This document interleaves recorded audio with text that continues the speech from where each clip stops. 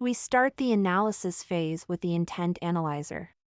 Here we use customer data to identify and categorize customer interactions by intent, providing the initial insight needed to identify automation opportunities.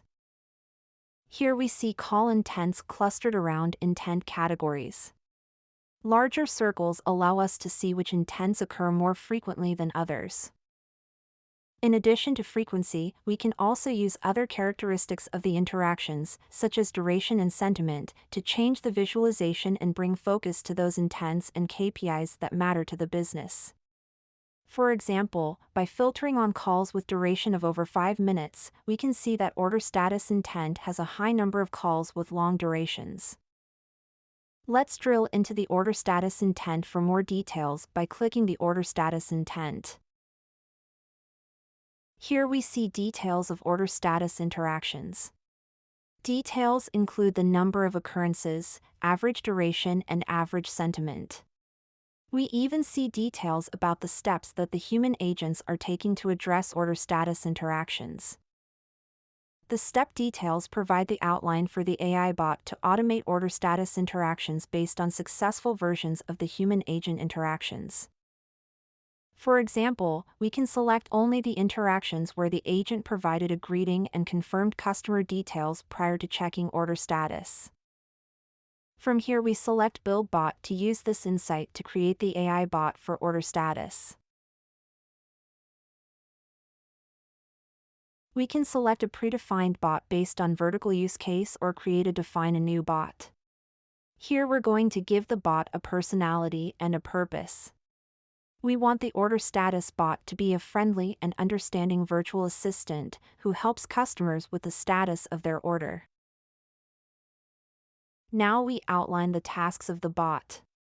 Here we see the tasks are pre-populated with steps from the intent analyzer. These steps can be refined and edited as needed.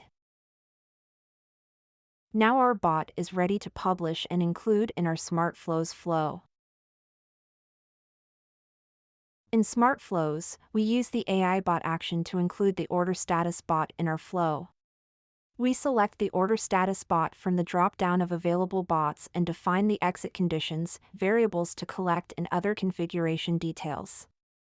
We are now ready to fully deploy and fully operationalize our AI bot to automate the order status interactions. Now that our order status bot is operational, we enter the monitoring phase.